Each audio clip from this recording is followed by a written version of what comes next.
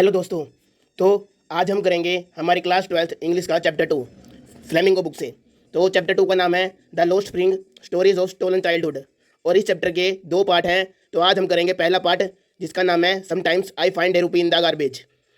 तो इस चैप्टर की जो ऑथर है वो है एनिस जंग। ये एक इंडियन ऑथर हैं और इन्होंने बहुत सारे आर्टिकल्स, जर्नल्स, कॉलम्स और न्यूज़पेपर में लिखा है। आप इनके बारे में स्क्रीन पे और ज़्यादा डिटेलिंग में देख सकते हैं। अब जो हमारे चैप्टर है वो एक एक्सर्प्ट है, यानी एक पार्ट है, भाग है उनकी लिखी गई एक बुक का जिसका नाम है lost spring stories of stolen childhood. मतलब जो हमारे चैप्टर का नाम है उसी नाम की इन्होंने एक पूरी बुक लिखी हुई है जिसमें बहुत सारी स्टोरीज हैं। और उस पूरी बुक में से जो बहुत सारी स्टोरीज हैं उसमें से 2 स्टोरीज हमें इस चैप्टर में अलग से दी हुई हैं हमारी क्लास 12th के अंदर, जिसमें से आज हम पढ़ेंगे इस चैप्टर का पार्ट 1। तो जो ये लेसन है वो रिप्रेजेंट करता है एक depressing feeling of modern India. मतलब ये एक दुख भरी भावना को दर्शाता है जो हमारा लेसन है हमारे मॉडर्न इंडिया की। इस लेसन में ऑथर ने एक रियलिस्टिक डिस्क्रिप्शन दिया है ग्राइंडिंग पॉवर्टी और pathetic conditions of poor and innocent children, यानी जो गरीब बच्चे हैं उनकी बहुत ही दर्द भरी और बहुत ही गरीबी वाली कंडीशंस है, जो हालतें हैं, उनका ऑथर ने बहुत ही एक सच्चाई पूर्वक वर्णन किया है इस लेसन में। तो अब हम स्टार्ट करते हैं इस लेसन का पार्ट 1 जिसका नाम है sometimes I find a rupee in the garbage, जिसका मतलब है कई बार मुझे गार्बेज के अंदर 1 रुपया या कोई भी नोट मिलता है। तो इसका मतलब आपको इस लेसन को पढ़ने के बाद समझ में आएगा। तो जो इस लेसन में हमारा मेन कैरेक्टर है, जो हमारा प्रोटैगनिस्ट है, वो है साहिब। साहिब नाम का लड़का। ये एक रैग पिकर है जो कि सीमापुरी में रहता है और ये जो सीमापुरी जगह है वो न्यू दिल्ली के पास है। तो अब हम इस चैप्टर में देखते हैं स्टार्टिंग में क्या आता है। ऑथर ने बताया है कि the childhood of Sahib is full of object poverty and misery. तो जो साहिब का जो बचपन था वो बहुत ही बुरा था, पूरी तरह से गरीबी पूर्वक था और बहुत ही दयापूर्वक था। तो जो यहाँ पे ऑब्जेक्ट वर्ड लिखा है उसका मतलब मैं नीचे लिखा हुआ है being below the normal standards of human tendency and dignity. मतलब जो मानव की नॉर्मल चीज़ें हैं, जो जरूरतें हैं, उस स्टैंडर्ड से भी जो नीचे का स्तर है उसमें हमारा साहिब रहा है। तो ऑथर स्टार्टिंग में हमें लेसन के बताती हैं कि वो साहिब से हर सुबह मिला करती थी। जब भी साहिब गार्बेज डंप्स के अंदर कुछ ढूंढता हुआ ऑथर को मिलता था उनके पड़ोस में, तो ऑथर के पड़ोस में एक कूड़े का ढेर था, लगा रहता था। गार्बेज डंप आप समझती हैं, जब सब पूरे शहर का कूड़ा फेंका जाता है, वहाँ पर ऑथर साहिब को हर सुबह मिला करती थी और वो देखती थी कि साहिब गार्बेज के अंदर कुछ ढूंढ रहा है। यहाँ पे ऑथर ने वर्ड यूज़ किया है गोल्ड, यानी ऑथर कहती है कि साहिब गार्बेज के अंदर गोल्ड को ढूंढ रहा है। गोल्ड का मतलब यहाँ पर असली सोना नहीं है। गोल्ड का मतलब साहिब के लिए कुछ और है। साहिब के लिए गोल्ड का मतलब है anything valuable like currency note, coins, used shoes, used cloth, plastic scrap या पीसीज ऑफ मेटल एक्सेट्रा। मतलब कोई भी एक ऐसी चीज़ जो गरीब लोगों के काम आ सके, जिनको वो रीयूज कर सके, जो आम लोग फेंक देते हैं, वो साहिब के लिए गोल्ड के समान है। साहिब के लिए वही सोने से भी बढ़कर है। तो अब ऑथर हमें बताती है कि जो साहिब के पेरेंट्स हैं वो ढाका बांग्लादेश के निवासी हैं असल में, और जहाँ पर वो अपने खेतों में रहा करते थे। मतलब उनके बांग्लादेश में बहुत सारे खेत थे, पर वो इंडिया में माइग्रेट हो गए। क्यों? वो एक लाइवलीहुड यानी एक रोजगार की तलाश में इंडिया में माइग्रेट हुए, क्योंकि जो उनके घर हैं, जो उनके आसपास का मोहल्ला था, वो सभी स्टॉर्म्स के अंदर, तूफानों के अंदर नष्ट हो गया था और उसके बाद उनके लिए वहाँ पर कुछ भी नहीं बचा। उनके लिए वहाँ जिंदा रहना बहुत मुश्किल हो गया था, इसलिए वो यहाँ पर इंडिया में सीमापुरी में सेटल हो गए, जो दिल्ली के पास है। और यहाँ पर उन्होंने रैग पिकिंग का बिजनेस शुरू कर दिया। मतलब वो यहाँ पर कूड़ा इकट्ठा करते हैं और फिर उसे बेच देते हैं, या उसमें जो काम की चीज़ें होती हैं उनको यूज़ कर लेते हैं। तो यही उनका एक रोजगार है सीमापुरी के सभी लोगों का। सीमापुरी के जो सभी लोग हैं वो रैग पिकर्स हैं। तो ऑथर कहती हैं कि उन्होंने साहिब से पूछा कि क्या वो स्कूल जाता है। तो इस पर साहिब ने कहा कि वो स्कूल नहीं जाता, क्योंकि उसके एरिया में कोई अच्छा स्कूल है ही नहीं। उसके एरिया में स्कूल बने ही नहीं हुए, वहाँ पर कोई भी फैसिलिटी नहीं है। तो ऑथर पूछती है कि क्या अगर उसके घर के पास कभी स्कूल बनेगा तो वो स्कूल जाना पसंद करेगा। तो इस पर साहिब कहता है कि वो स्कूल जरूर जाएगा जब उसके घर के पास एक स्कूल बन जाएगा। अब ऑथर कहती हैं कि अगर मैं एक स्कूल बना दूँ तो क्या तुम उसमें आओगे। तो साहिब कहता है हाँ हाँ मैं ज़रूर आऊँगा, मैं स्कूल जाना चाहता हूँ। अब कुछ दिनों बाद साहिब भागता हुआ ऑथर के पास आता है, जो कि हमारी एनिस जंग है। तो साहिब उनसे पूछता है कि क्या आपका स्कूल बन चुका है। अब ऑथर रिप्लाई करती हैं कि एक स्कूल को बनाने के लिए बहुत टाइम की जरूरत होती है। मतलब एक स्कूल को बनाने के लिए ऐसा नहीं है कि कुछ 5-10 दिनों के अंदर एक स्कूल बन जाएगा। उसको बनाने के लिए कई साल लग जाते हैं और बच्चों को बुलाने में भी कई मेहनत लगती है। अब ऑथर कहती हैं कि उन्होंने साहिब को तो ये कह दिया कि बहुत सारा टाइम लगता है स्कूल को बनाने में, पर वो असल में जानती है कि उन्होंने जो एक क्वेश्चन है कि क्या तुम स्कूल जाओगे अगर मैं स्कूल बना दूं, ये उन्होंने सिर्फ एक मजाक में पूछा था कि साहिब इस पर क्या जवाब देगा। उनका स्कूल बनाने का कोई इरादा नहीं था, परंतु साहिब ने इस क्वेश्चन को सीरियसली ले लिया। अब इस चीज़ पर जो ऑथर है वो बहुत ही बुरा फील करती हैं। उनके अंदर एक सैड फीलिंग आ जाती है कि उन्हें एक बच्चे से ऐसा झूठा वादा नहीं करना चाहिए था जिससे उनका कोई मतलब नहीं है, जो केवल अपना काम कर रहा है। परंतु अब वो कहती हैं कि इस समाज में बहुत सारे ऐसे लोग हैं जो साहिब जैसे बच्चों से बहुत सारे झूठे वादे करते हैं, परंतु उन्हें पूरा नहीं करता कोई भी। तो ये समाज एक अंधा यानी डार्क वर्ल्ड है, जहाँ पर बहुत सारे लोग साहिब जैसे लोगों से ऐसे वादे कर देते हैं, परंतु पूरा उन्हें कोई भी नहीं करता। अब ऑथर पूछती हैं कि साहिब का पूरा नाम क्या है। तो साहिब बताता है कि उसका पूरा नाम साहिब ए आलम है।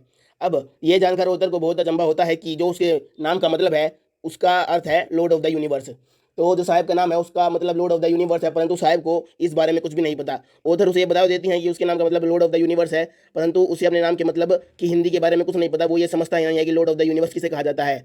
अब उसके नाम में एक आयरनी है। आयरनी का मतलब एक ऐसी चीज़ होती है जब हम किसी चीज़ को ऐसे तरीके से एक्सप्रेस कर देते हैं कि उसका मीनिंग कुछ अपोजिट ही निकलता है, परंतु बोलने में कुछ होता है। जैसे बोलने में एक चीज़ ट्रू है परंतु लिखने में वो चीज़ फॉल्स है। तो इसका मतलब यहाँ नाम से क्या है कि साहिब के नाम का मतलब तो है लॉर्ड ऑफ द यूनिवर्स, परंतु वो एक रैग पिकर है, वो एक पुअर बॉय है, वो एक गरीबी में जीने वाला बच्चा है, उसके पास शूज़ नहीं है, वो एक होमलेस बॉय है, वो टेम्परेरी सीमापुरी में रहता है, तो उसके पास कोई ऐसी कंडीशन नहीं है जो कि परमानेंट हो। तो इसलिए ऑथर कहती हैं कि लॉर्ड ऑफ द यूनिवर्स तो उसका नाम है, परंतु उसके पास आम आदमी जैसी भी कोई चीज़ रहने के लिए नहीं है, तो इसलिए उसका नाम उसी कंडीशन को पूरी तरह से अपोज करता है। अब ऑथर बताती हैं कि जो साहिब है वो सुबह सुबह एक आर्मी ऑफ बेयरफुट बॉयज़ यानी एक ऐसी आर्मी के साथ घूमता है बच्चों की जिन्होंने अपने पैरों में चप्पलें नहीं पहनी है। वो हर सुबह इन बच्चों के साथ निकलता है और रैक पिकिंग करता है यानी कूड़ा इकट्ठा करता है। ये जो बच्चे हैं, जो ये आर्मी है, वो एक मॉर्निंग बर्ड्स यानी सुबह निकलने वाले पक्षियों की तरह दिखते हैं, जो सुबह तो चहचहाते हैं, घूमते दिखाई देते हैं, परंतु दोपहर के टाइम पर गायब हो जाते हैं। अब ऑथर कहती हैं कि जब उन्होंने उनमें से वो 3 बच्चे थे वहाँ पर, तो उनमें से ऑथर ने एक बच्चे से पूछा कि तुमने अपने पैरों में चप्पल्स क्यों नहीं पहनी हुई हैं। तो चप्पल्स का उन्होंने इसलिए यहाँ पे यूज़ किया है क्योंकि हमको पता है कि वो एक इंडियन राइटर है, तो इसलिए उन्होंने इंडियन शब्द का यूज़ किया है चप्पल्स का, ना कि फुटवियर्स का। तो जब ऑथर एक बच्चे से ऐसा पूछती हैं कि उन्होंने अपने पैरों में चप्पल क्यों नहीं पहनी है, तो वो कहता है कि मेरी माँ सेल्फ से उन्हें नीचे ही नहीं उतारती है। मतलब उसे घर में चप्पल तो हैं, परंतु उसकी माँ ने उन्हें ऊपर सेल्फ पे रखा हुआ है, स्लेव के ऊपर, और वो उन्हें नीचे ही नहीं उतारती हैं। अब इस पर एक दूसरा बॉय रिप्लाई करता है कि अगर उसकी माँ इन चप्पलों को नीचे भी उतार देगी तब भी वो उन्हें नहीं पहनेगा, वो उन्हें फेंक देगा। मतलब देखिए, वो कहता है कि अगर उसकी माँ नीचे भी उतार देगी चप्पल को तब भी वो फेंक देगा, तब भी वो बेयर फुट ही रहेगा, वो कहीं चप्पल नहीं पहनेगा। अब जब ऑथर ने इस चीज़ पर कमेंट किया तो वो बच्चा बस अपने पैरों को हिलाने लगा और कुछ नहीं बोला, वो शर्मा सा गया। मतलब उस दूसरे बच्चे ने कुछ भी नहीं कहा कि उसने ऐसा क्यों कहा। अब जो वो बच्चा था उसने खुद ऐसे शूज़ पहन रखे थे जो मैच नहीं हो रहे थे, यानी उसने दोनों पैरों में 2 अलग अलग जूते पहन रखे थे, उस दूसरे लड़के ने भी। अब उनमें से एक जो तीसरा लड़का था उसने कहा कि मुझे जूते चाहिए, यानी उसके पास शूज़ है नहीं, परंतु वो जूतों को पाने के लिए बहुत उत्सुक है कि कहीं से भी उसे जूते मिल जाए, क्योंकि उसने अपनी पूरी ज़िंदगी में कभी जूते पहने ही नहीं थे। अब ऑथर कहती हैं कि जब वो ऐसा सोचती है कि ये बच्चे ऐसे नंगे पैर क्यों घूम रहे हैं अगर इनके पास शूज़ हैं भी, तो वो कहते हैं, कई लोग ऐसा कहते हैं कि ये एक ट्रेडिशन है, ये बस एक ऐसे दिखाने की प्रथा है कि उनके पास पैसे नहीं है, जबकि उनके पास थोड़े बहुत पैसे हैं कि वो जूते तो खरीद सकें, परंतु लोग कहते हैं कि ये केवल एक परंपरा चली आ रही है नंगे पैर रहने की। अब ऑथर ये सोचती है कि ये कोई परंपरा नहीं है, ये बस एक एक्सक्यूज़ है, यानी एक बहाना है कि हम लोग गरीब है और हम जूते नहीं खरीद सकते। मतलब वो जूते खरीद तो सकते हैं, परंतु वो ऐसा दिखाने के लिए कि हम गरीब है, हमारे पास पैसे नहीं है, हमारे पास खाने के लिए कुछ नहीं है, इसलिए हम जूते नहीं पहनते। तो ये बस दिखाने के लिए है, वरना वो जूते पहन सकते हैं। अब ऑथर को एक कहानी याद आती है कि एक बार एक उडीपी उडीपी एक जगह का नाम है, कि एक बार एक उडीपी की आदमी ने उसे एक कहानी सुनाई थी। उस आदमी ने कहा था कि जब वो एक छोटा बच्चा था तो जब वो अपने स्कूल जाया करता था तो वो हर रोज़ मंदिर में जरूर जाया करता था, जो कि उसके स्कूल के रास्ते में आता था। अब वो उस मंदिर में जाता था तो जो उस मंदिर में उसके जो पिताजी थे वो प्रीस्ट काम करते थे, यानी उस मंदिर में उसके पिताजी पुजारी थे, तो वो मंदिर में चला जाया करता था रास्ते में। अब हर रोज़ मंदिर में जाते हुए वो एक पेयर ऑफ शूज़ के लिए प्रार्थना करता था भगवान से। मतलब कहता था भगवान को कि मुझे एक जोड़ी जूते दे दो, मेरे पास जूते नहीं है। ऐसा क्यों? क्योंकि उसके जो पिता थे उनके पास इतने पैसे नहीं थे कि वो उसको जूते दिला सकें। मतलब जो उस टाइम के प्रीस्ट थे उनकी कमाई इतनी होती ही नहीं थी कि वो ऐसी चीज़ों पर खर्च कर सकें। अब ऑथर कहती हैं कि इस इंसिडेंट के मतलब जब वो बच्चा छोटा था वो आदमी, तो उसके 30 साल बाद वो वहाँ पर गई उडुपी में और उन्होंने उसी टेम्पल को विजिट किया जिसका जिक्र उस आदमी ने किया था। अब उधर देखती हैं कि वहाँ पर एक नया पुजारी आ चुका है। मतलब जनरली बात है 30 ईयर्स में पुजारी तो बदल ही जाएगा ना मंदिर का। तो वहाँ पर एक नया पुजारी आ गया था और उसने देखा वो वहाँ पर मंदिर के पीछे वाले स्थान पर रहा करता था, और जो उसका बेटा था ना वो उसने देखा कि वो ग्रे स्कूल यूनिफॉर्म में खड़ा है और उसके पास शूज़ भी हैं। यानी जो भगवान है उन्होंने उन पुजारियों की प्रार्थना सुन ली और अब उन सभी बच्चों के पास जो वहाँ पर रहते हैं पुजारियों के बच्चे, उन सभी के पास जूते हैं। परंतु ऑथर कहती है कि हमारी कंट्री में अभी भी बहुत सारे ऐसे रैग पिकर्स हैं जिनके पास शूज़ नहीं है। मतलब पुजारियों के बच्चों के पास तो शूज़ आ गए, परंतु रैग पिकर्स के पास अब तक शूज़ नहीं आए हैं। अब जो ऑथर है वो साहिब के घर वालों से मिली और वहाँ पर सीमापुरी में रहने वाले लोगों से ही मिली। जब वो उन लोगों से मिली तो उसे पता चला कि ये एक पूरी तरीके से स्लम एरिया है, मतलब गरीब झोपड़पट्टियों वाले लोगों का एरिया है, जो कि दिल्ली के पेरीफेरी यानी किनारे पर बसा हुआ है।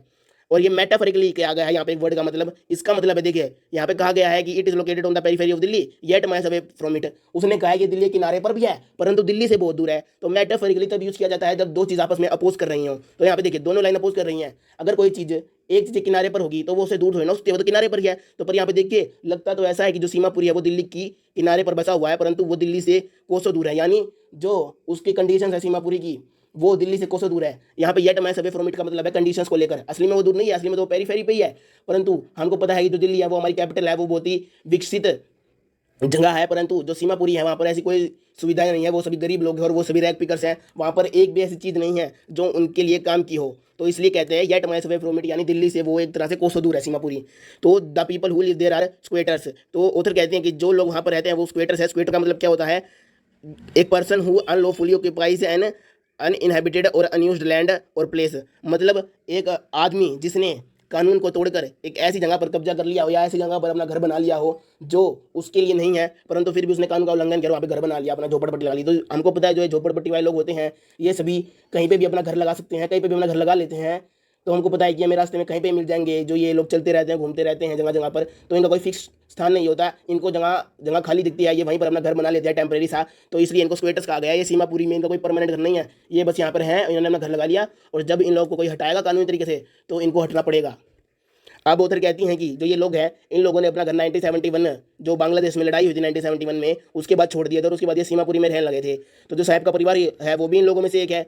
जो सीमापुरी के सारे लोग हैं वो वाइल्डनेस है, यानी वो एक ऐसे रीजन में रहते हैं जो सीमापुरी है, जो कि अनकल्टिवेटेड है, अनइनहेबिटेड है और अनहॉस्पिटेबल है। यानी वहाँ पर कोई भी फसल उगानी शुदा नहीं है, वहाँ पर कोई भी हॉस्पिटैलिटी, हॉस्पिटल, स्कूल कुछ भी चीज़ नहीं है जो उन्हें काम आ सके। परंतु ये कहते हैं कि ये चीज़ तो अब भी यहाँ पर है, जब वो वहाँ पर आए थे जब भी सीमापुरी ऐसा ही था, परंतु सीमापुरी अब भी ऐसा ही है। पर फ़र्क क्या है? फ़र्क अब ये है कि ये जगह एम्प्टी नहीं है, मतलब ये जगह खाली नहीं है, इस जगह पर ये लोग आकर बस चुके हैं। सीमापुरी के अंदर करीबन 10,000 रैक पिकर्स रहते हैं, कूड़ा उठाने वाले रहते हैं। ये ऐसे घरों में रहते हैं जो कि मड यानी कीचड़ से बने हैं, जिनकी जो छतें हैं वो टीन और टारपोलिन की बनी हुई हैं। जो ये एरिया है यहाँ पर सीवेज, ड्रेनेज और पीने के पानी की सुविधा भी नहीं है। जो ये एरिया है यहाँ पर लोग 30 सालों से रह रहे हैं और इनके पास कोई आइडेंटिटी नहीं है, मतलब इनके पास कोई ऐसा प्रमाण पत्र नहीं है कि ये लोग कौन है और कहाँ से आए हैं। ये लोग बस ये बता सकते हैं कि हम बांग्लादेश के निवासी थे और हमारी घर सभी डिस्ट्रॉय हो गए थे। परंतु इनके पास राशन कार्ड है। राशन कार्ड यानी इनको इस राशन कार्ड से वोटर आईडी में अपना नाम मिल जाता है। जो वोटर जो नेता लोग हैं वो यहाँ पर इनको थोड़ी बहुत सुविधाएं दे देते हैं, तो ये उनको वोट डाल देते हैं और साथ में इस राशन कार्ड के बदले में ये गेहूँ वगैरह भी खरीद लेते हैं। राशन कार्ड इनको ये राशन लाने के लिए अलाउड कर देता है। अब ये लोग कहते हैं कि जो फूड है वो इनके लिए ज़्यादा जरूरी है, मतलब भोजन के लिए ज़्यादा जरूरी है किसी पहचान से, मतलब पहचान से ज़्यादा जरूरी खाने को मानते हैं। क्योंकि इनको जो वुमेन्स हैं यहाँ की जो औरतें हैं, एक बार जब ऑथर ने उनसे पूछा कि वो ऐसे क्यों रहते हैं, तो कहते हैं कि अगर हम पूरे दिन के अंत में अपने बच्चों को और फैमिलीज़ को पूरी तरह से खाना खिलाकर सुला देते हैं तो हमारे लिए जीने के लिए ये ज़्यादा चीज़ इंपॉर्टेंट है। तो क्योंकि हम जानते हैं कि जो फील्ड्स थी उनकी बांग्लादेश में वो सभी डिस्ट्रॉयड हो गई थी, तो वो कहते हैं वहाँ पर तो हम अपने बच्चों को कोई भी खाना खिला नहीं सकते, वहाँ पे हमारे लिए जीने के लिए साधन नहीं है। तो वहाँ रहने से अच्छा तो हम है कि यहाँ पे कूड़ा करकट में रह लें सीमापुरी में, क्योंकि यहाँ पे कम से कम हमें खाना तो मिलता है, पर वहाँ तो वो भी नहीं था बांग्लादेश में।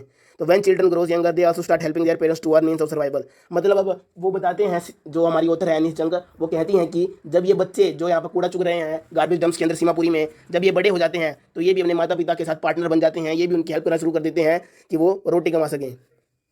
जो सीमापुरी के अंदर जीवन यापन का कार्य है वो केवल रैक पिकिंग है, मतलब वो कूड़ा ही उठा सकते हैं। यहाँ पर सीमापुरी के लोग और कुछ काम नहीं कर सकते, मतलब करते तो है छोटा मोटा, परंतु जो मेन मीन्स ऑफ सर्वाइवल है वहाँ का वो रैक पिकिंग ही है। अब जो गार्बेज है, जो कूड़ा है, उनके लिए वो गोल्ड के समान है। गोल्ड समान किस लिए है? मैंने आपको पहले ही बताया था, गोल्ड का मतलब सोना होता है और उनके लिए सोना हर वो चीज़ है जो उनके लिए फायदेमंद हो, जो उन्हें कभी ना कभी किसी न किसी रूप में काम आ सके, एनीथिंग वैल्यूएबल। तो गार्बेज है वो वहाँ पे कूड़ा उठाते हैं और कूड़े में उन्हें ये चीज़ें मिलती हैं, तो इसके लिए कूड़ा उनके लिए गोल्ड के समान है। वो उनके लिए डेली ब्रेड है, यानी वो उनकी रोज़ की रोटी है, वो उसी पर जीते हैं। वो उनके ऊपर एक छत की तरह है, क्योंकि उनके पास और कोई साधन तो है नहीं गार्बेज के अलावा। तो वो गार्बेज ही उनके लिए एकमात्र साधन है जिससे वो अपना जीवन यापन कर सकते हैं। तो ऑथर यहाँ पर रूफ का वर्ड गार्बेज के लिए यूज़ करती है, क्योंकि हमें पता है छत के नीचे आदमी रहता है और गार्बेज उनके लिए छत है, क्योंकि वो उस पर ही अपना जीवन जी रहे हैं। अब ऑथर कहती हैं कि even it is a leaking roof, यानी हम सभी जानते हैं कि एक लीक करने वाली यानी एक टेम्परेरी छत है, मतलब ये परमानेंट तो है नहीं कि हमेशा वो लोग गार्बेज पे जी सकते हैं, परंतु फिर भी ये जो छत है, जो ये गार्बेज का साधन है, ये बच्चों के लिए बहुत ज़्यादा है। क्योंकि इन बच्चों को यहाँ पर कुछ भी मिल जाता है, कई बार इन्हें यहाँ पर कोई कोई मिल जाता है 2 रुपये का, कई बार 5 का, कई बार 10 रुपये का नोट मिल जाता है, कई बार तो इन्हें कोई महंगी चीज़ मिल जाती है। तो जो लोग कहते हैं कि इन्हें यहाँ पर कुछ नहीं मिलता, तो उधर कहते हैं कि इन्हें यहाँ पर कभी कभी नोट्स मिल जाते हैं, सिल्वर कॉइन मिल जाते हैं गार्बेज डंप्स के अंदर। इन्हों तो जब भी इनको ये चीज़ें मिलती हैं तो ये और ढूंढना शुरू कर देते हैं हमारा, यानी अगर साहब या किसी बच्चे को कोई चांदी का सिक्का या कोई नोट मिल गया ना, तो वो इस गार्बेज डंप्स के अंदर और ढूंढना शुरू कर देते हैं, इस होप में कि उन्हें और सिक्के मिल जाए और पैसे मिल जाए और कोई चीज़ मिल जाए। अब ऑथर कहती हैं इन बच्चों के लिए जो गार्बेज है वो रैप्ड इन वंडर्स है। रैप्ड इन वंडर्स यानी अचंभे की तरह है, मतलब गार्बेज के अंदर इन बच्चों को ऐसी चीज़ें मिल जाती है जो इन्होंने कभी सोची नहीं होती। अब अगर किसी को चांदी का सिक्का कूड़े के अंदर मिल जाएगा तो ये कौन सोच सकता है? आम आदमी भी नहीं सोच सकता ये तो। और इन बच्चों को अगर मिल जाएगा तो इनके लिए तो बहुत बड़ी बात है, चांदी का सिक्का मिल गया गार्बेज में, तो वो इनके लिए रैप्ड इन वंडर्स है, मतलब एक खेल की तरह है। उन बच्चों को भी ऐसा नहीं है कि हमें जीना या वगैरह है, वो जाते हैं गार्बेज में और एक खेल खेलने के रूप में उसमें ढूंढते रहते हैं चीज़ों को कि आज मुझे ये मिला। बच्चे तो खेल खेलने में ज़्यादा रहते हैं और जो उनके पेरेंट्स हैं वो गार्बेज को मीन्स ऑफ सर्वाइवल यानी जीवन जीने के तरीके के रूप में लेते हैं। अब ऑथर कहती हैं कि एक दिन उन्होंने साहेब को खड़ा हुआ देखा एक टेनिस कोर्ट के बाहर, मतलब साहेब टेनिस कोर्ट के बाहर खड़ा था और वो दो बच्चों को वहाँ पर टेनिस खेलते हुए देख रहा था। वो देख रहा था कि दो बच्चे वहाँ पर टेनिस खेल रहे हैं। अब टेनिस खेलते हुए उसने कहा कि मुझे ये गेम अच्छा लगता है। उसने ऑथर को बताया कि उसे टेनिस देखने में अच्छा लग रहा है और जब ये टेनिस कोर्ट बंद हो जाता है, जब यहाँ पर कोई भी नहीं होता, तो जो गेट कीपर है वो साहेब को अंदर जाके इन टेनिस रैकेट्स को छूने भी देता है और थोड़ा बहुत खेलने भी दे देता है। तो साहेब इसमें खुश हो जाता है। अब ऑथर देखते हैं कि साहेब ने भी टेनिस शूज़ पहने हुए हैं। तो जब ऑथर पूछती है कि तुमने ये शूज़ कहाँ से मिली, क्योंकि पता है कि वो बेयर फुट घूमता है, तो वो कहता है कि किसी ने उसको ये दे दिए थे। तो ऑथर एक कंक्लूजन निकालती है कि कोई अमीर लड़का होगा जिसने टेनिस शूज़ खरीदे होंगे, परंतु अब ये बहुत पुराने हो गए थे और उसमें एक छेद भी था टेनिस जो शूज़ थे। तो उसने सोचा एक होल के कारण उस अमीर लड़के ने इन्हें पहनने से मना कर दिया होगा और उसने इसे साहब को दे दिया। पर साहब के लिए तो ये टेनिस शूज़ ही बहुत बड़ी बात है, क्योंकि आज तक जिसने कभी जूते देखे भी नहीं, किसी ने चप्पल भी नहीं देखी, उसे टेनिस शूज़ मिल गए, वो भी इतने महंगे वाले। बेशक उनमें खोली क्यों ना हो, तो ये तो उसके लिए सपने के समान है। ये तो उसके लिए एक सपना है जो सच हो चुका है कि उसे पेयर ऑफ शूज़ मिल चुके हैं। अब ऑथर कहती हैं कि जो वो गेम देख रहा है वो देख तो सकता है, कभी कभी गेट कीपर उसे खेलने भी देता है, परंतु ये उसके समाज से बहुत दूर है, ये उसकी पहुंच में नहीं है। मतलब साहेब के पास जीने का भी कोई परमानेंट साधन नहीं है और वो टेनिस जैसे गेम को देख तो सकता है, परंतु उस तक पहुंचने में उसे बहुत मेहनत लगेगी और वो इस खेल से बहुत दूर है। अब जब उधर थोड़े दिनों बाद साहेब को फिर से मिलती हैं तो वो साहेब को देखती हैं और साहेब वहाँ से मिल्क बूथ से दूध लेके आ रहा होता है। तो अब साहेब उधर को बताता है कि उसे एक टी स्टॉल पर काम मिल गया है और वहाँ पर उसे कई सारे और भी काम करने पड़ते हैं दूध लाने के अलावा। वो हर सुबह दूध लेके आता है, उसको वहाँ टी स्टॉल पर उसके मालिक से 800 रुपये महीना मिलता है और उसको अपने सारे जो मील्स है, जो दोपहर सुबह और रात का खाना है, वो भी उसे वहाँ पर फ्री दिया जाता है। पर अब ऑथर कहती हैं कि जो साहब है उसने अपनी इंडिपेंडेंस यानी उसने अपनी आज़ादी अब खो दी है। पहले तो वो अपनी मर्जी से मजे मजे में रैपिंग कर लेता था, परंतु अब उसे उसके मास्टर का ऑर्डर मानना पड़ता है उस टी स्टॉल वाले का, और अब उसने अपना केयर फ्री लुक खो दिया है। मतलब अब वो अपना केयर फ्री लुक खो चुका है और अब उसके चेहरे पर एक उदासी सी दिखाई देती है। जो वो स्टील का कंटेनर है जो उसके हाथ में है दूध का, वो उस गार्बेज बैग से बहुत ज़्यादा भारी दिखाई दे रहा है जो वो हमेशा टांगा करता था। मतलब वो गार्बेज बैग उसके लिए एक इंडिपेंडेंट चीज़ थी, परंतु एक कनस्तर उसके लिए अब एक मीन्स ऑफ सर्वाइवल बन चुका है। इसका वजन उस गार्बेज बैग से सोच में बहुत ज़्यादा है जो वो टांगा करता था। मतलब यानी वैसे तो वजन कम हो सकता है कनस्तर का, परंतु जो वो मेंटल लोड है जो उसके ऊपर पड़ चुका है वो बहुत ज़्यादा है। अब साहब खुद का मालिक नहीं रहा, अब उसे दूसरे का ऑर्डर मानना पड़ता है। तो इसी के साथ हमारे इस चैप्टर का first part sometimes I find a rupee in the garbage खत्म होता है। अगर आपको ये वीडियो पसंद आया तो इसे like comment subscribe and share करें। Thank you for watching the video. Good bye.